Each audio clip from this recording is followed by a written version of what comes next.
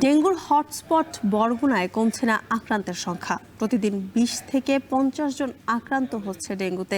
এ জেলায় দেশের সবচেয়ে বেশি আক্রান্ত ও মৃত্যু হলেও এডিসের লার্ভা নিধনে নেই কোনো পদক্ষেপ। এ নিয়ে আরও জানাতে বরগুনা জেনারেল হাসপাতাল থেকে যুক্ত হচ্ছেন সুজন আকন। সুজন, জেলায় ডেঙ্গু আক্রান্তের সংখ্যা এখন কত এবং ডেঙ্গু প্রতিরোধে কোনো ব্যবস্থা নেওয়া হচ্ছে কিনা জানাবেন।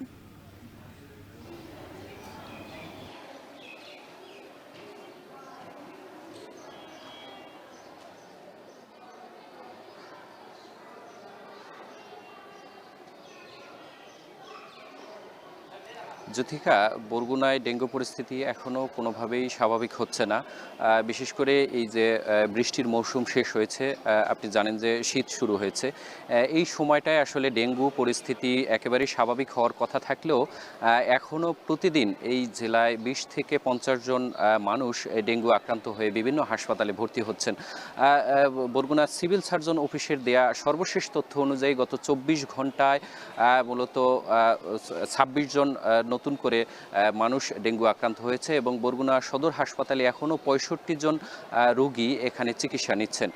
এবং এই জানুয়ারি থেকে এখন পর্যন্ত এই জেলায় 9,366 জন মানুষ এখানে ডেঙ্গু আক্রান্ত হয়েছেন।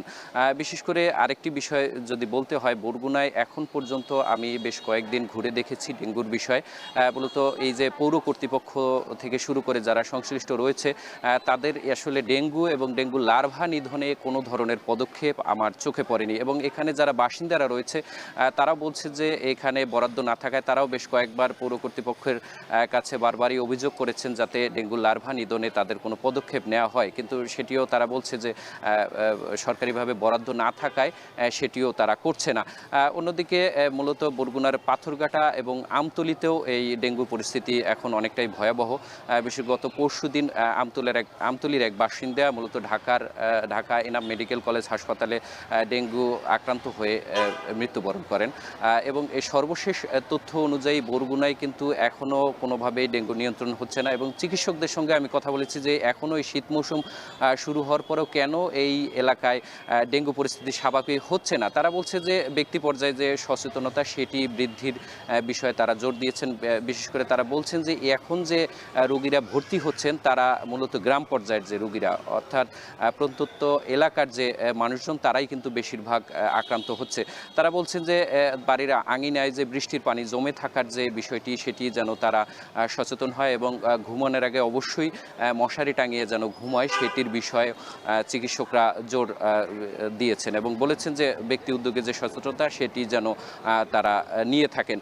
এবং বরগুনায় যারা বাসিন্দা রয়েছে, পৌরবাসী যারা রয়েছেন তারা বলছেন যে বরগুনার বিশেষ করে তারা বলেছেন যে বিভিন্ন জায়গায় নালা নর্দমায় যে এডিস লার্ভা জমেছে সেগুলো যেন দ্রুত ধ্বংস করা হয় সেটির বিষয়ে তারা জোর দিয়েছেন। তো এই ছিল আমার কাছে বরগুনায় ডেঙ্গু পরিস্থিতির সবশেষ।